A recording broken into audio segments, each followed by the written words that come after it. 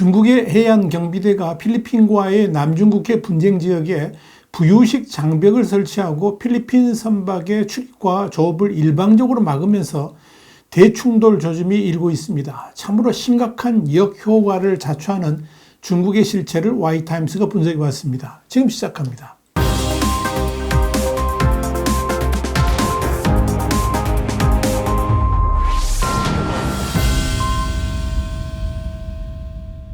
영국의 가디언은 현지 시간 24일 중국 해안경비대가 필리핀과 분쟁 중인 해양지역에 부유식 장벽 등 다양한 방어막을 설치하고 필리핀 어선의 출입을 막고 있다 그러면서 이에 필리핀 당국이 강력하게 비난하고 있다라고 보도했습니다. 마닐라의 해양경비대는 이날 중국이 스카보로 암초의 일부에 장벽을 설치한 것을 강력히 규탄한다 그러면서 이 장벽이 필리핀 어선의 스프레트리 제도 진입을 막고 어업과 생계 활동을 박탈하고 있다라고 말했습니다. 이 중국이 설치한 부유장벽은 길이가 300m 정도로 이 선박 출입 자체를 할 수 없도록 하는 역할을 하고 있습니다. 문제는 이 지역이 중국이 일방적으로 그은 구단선 내에 속한 분쟁 지역이라는 점입니다. 중국은 이 베트남, 말레이시아, 브루나이, 인도네시아, 필리핀 등의 배타적 경제 수역과 겹치는 남중국해의 90%를 영유권으로 주장하고 있습니다. 중국이 이들 지역을 자국 영토라고 주장하는 이유는 역사적 권리입니다. 이 역사적 권리가 뭐냐면 과거 우리 선조들이 이 지역에서 조업을 했기 때문에 자국 영토다. 이런 날강도 같은 주장을 하고 있는 겁니다. 그러한 주장은 필리핀, 베트남, 말레이시아, 브루나이, 대만도 동일합니다.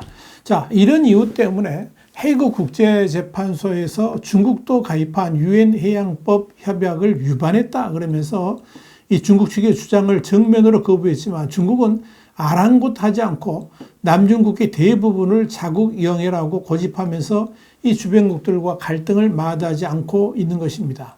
중국은 2012년에도 스카보로 군도를 점령하고 필리핀 어부들의 조업을 가로막은 적이 있습니다. 당시 로드리고 두테르테 대통령 아래 양국 관계가 눈에 띄게 개선되면서 중국은 필리핀 어부들의 무인도 복귀를 허용했습니다. 그러나 두테르테의 후임자인 페르난드 마르코스 주니어가 작년에 취임한 이후에 다시 긴장이 고조되고 있습니다. 중국은 남중국해에서 일방적으로 자국 영토라고 주장하는 그 방식 그대로 우리의 서해에서도 동일한 수법을 반복하고 있습니다. 중국은 자신들이 일방적으로 선을 그은 동경 124도에 부표를 설치한 바 있습니다. 그러면서 우리 해군 함정이 동경 124도를 넘어서 서쪽으로 이동하면 즉시 나가라라는 경고 통신을 보내고 있습니다. 아예 자신들의 영해니까 들어오지 말라라고 경고를 보내고 있는 겁니다. 국제법에도 이런 경우는 없습니다. 그렇다면 중국은 왜 이렇게 무례한 행동을 하는 것일까요? 이유는 간단합니다.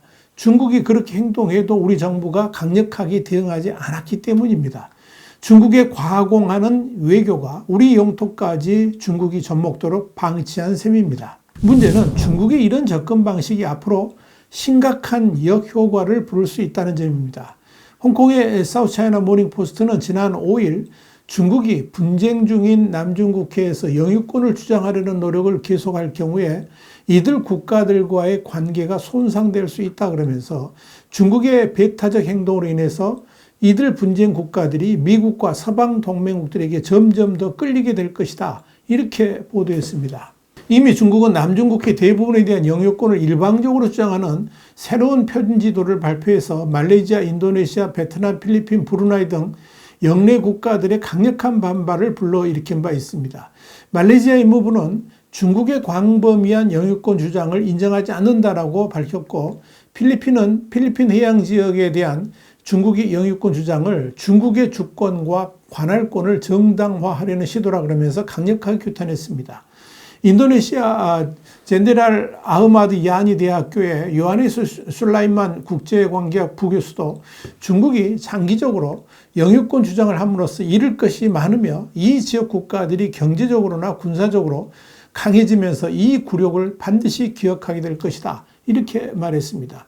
술라만 교수는 이어서 중국은 기본적으로 이들 국가의 마음과 생각을 살 수 없을 것이라 그러면서 중국과 미국이 충돌할 경우에 이들 국가는 미국 편을 들 가능성이 훨씬 더 높다라고 꼬집었습니다. 결국 중국의 남중국해 9단선 주장은 중국의 장기적인 영향력을 손상시키고 장기적으로 엄청난 역효과를 가져올 것이라는 겁니다. 그동안 친중적 외교를 펼쳤던 필리핀은 이 중국과 수시로 충돌하면서 완전히 미국 편으로 돌아섰습니다. 그러면서 새로운 미군 기지 4곳을 설치하기로 했습니다. 중국으로서는 엄청난 위협이 될 수 있는 미군 기지를 중국이 자초했다라고 할 수 있는 겁니다. 그동안 조용한 위기를 추진해왔던 말레이시아도 본격적으로 목소리를 내기 시작했습니다. 여기에 대해서 드라 살레 대학의 국제학 교수인 레나토 크루즈 데 카스트로는 동남아시아 국가연합을 언급하면서 말레이시아의 반응은 아세안 국가들이 남중국해에서 중국의 행동을 어디까지 용인할 수 있는지를 보여주는 리트머스 시험지다. 이렇게 말했습니다. 베트남 역시 같은 공산당 지배국가이면서도 중국과 거리두기를 하고 있습니다. 심지어 로이터 통신이 지난 23일 보도한 바에 따르면 조 바이든 미국 행정부가 베트남과 대규모 무기 거래를 추진하고 있는 것으로 확인됐습니다. 과거 냉전 시기를 거치면서 서구와 거리를 도왔던 이 베트남이 미국과 군사적으로 밀착하는 움직임을 보인다는 것은 당연히 중국을 자극하는 조치이지만 중국보다는 미국 편에 서기로 했다는 것을 분명히 말해주는 겁니다. 사안에 정통한 복수의 소식통에 따르면 미국 정부는 내년을 목표로 F-16 전투기 1개 함대를 포함해서 군사 패키지를 베트남에 판매하는 방안을 검토 중인 것으로 알려졌습니다.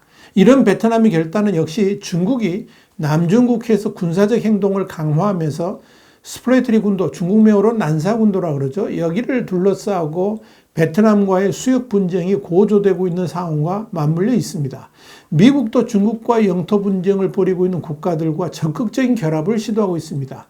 지난 12일 바이든 대통령은 베트남을 국빈 방문해서 응우엔 뿌쫑 공산당 서기장과 만난 자리에서 양국 관계를 가장 높은 단계인 포괄적 전략 동반자로 격상하기로 합의한 바 있습니다. 이와 관련해서 미 외교안보 싱크탱크인 태평양 포럼의 제프리 오데니얼은 미국은 베트남, 필리핀, 대만 같은 파트너들이 중국에 맞서는 데 필요한 무기를 구입할 수 있도록 중동 지역의 군사 자금을 인도태평양 지역으로 이동시켜야 한다라고 제언하기도 했습니다. 분명한 것은 중국이 일방적으로 주장하는 영유권 분쟁과 관련한 국가들이 침묵만 하고 있다가는 중국에게 그대로 당할 수 있다는 위기감을 갖기 시작했다는 점입니다. 여기에 대해서 윌슨 센터의 아시아 프로그램 연구원인 프라산트 파라메스와라는 이제 중국으로부터 압박받는 국가들이 조율된 목소리를 내기 시작했다 그러면서 이는 중국의 주장을 정당화하려는 노력을 무디게 만들 것이다. 이렇게 주장했습니다. 사실 중국의 주변국들이 일제히 목소리를 내기 시작한 이면에는 중국 국력의 약화도 한몫하는 듯 보입니다. 그동안에는 중국의 경제력이 미국을 추월할 수도 있다는 전망 때문에 중국에 밑보였다가는 안 된다 하는 그런 생각들이 있었지만 이미 중국의 국력이 쇠퇴하고 있고 이제는 중국과 대항하는 데 있어서 미국 및 동맹국들의 지원도 받을 수 있다 하는 생각 때문에 이 주변국들이 힘을 얻고 있다 하는 이야기입니다. 이에 따라서 사우스 차이나 모닝포스트는 앞으로 남중국해 문제가 이 지역에서 핵심적인 이슈로 부상하게 될 것이다. 이렇게 전망했습니다. 물론 단기적으로는 큰 변화를 기대할 수는 없지만 중국의 이런 포갑적이고 강압적인 접근 방식이 중국과 동남아시아 국가들과의 관계에 상당한 변화를 불러올 수 있을 것으로 보입니다. 자, 이런 상황에서 가장 주목을 끄는 것은 남중국해 분쟁에 미군이 과연 개입할 것인가의 여부입니다. 미국의 소리, 그러니까 VOA는 지난 8월 28일 미 해군 제7함대 사령관은 필리핀 선박에 대한 중국 해경 함정의 물대포 사용을 포함하여 이 남중국해에서 중국의 공격적인 행동은 반드시 도전받고 중단되어야 한다고 말했다. 이렇게 보도해서 눈길을 끌었습니다. 칼 토마스 중장은 우리 군대가 여기 있는 데는 이유가 있다 그러면서 이 지역의 공통의 도전에 직면한 필리핀에 대한 미국의 지원 가능성을 분명히 피력했습니다. 미 해군에서 가장 큰 함대는 일본에 주둔하는 제7함대로 최대 70척의 함정과 150여 대의 항공기 그리고 2만 7천여 명의 수병을 보유하고 있습니다. 일본, 한국, 싱가포르에 기지를 두고 있는 칠함대는 1억 2,400만 평방킬로미터 넘는 해역을 작전 범위로 삼고 있습니다.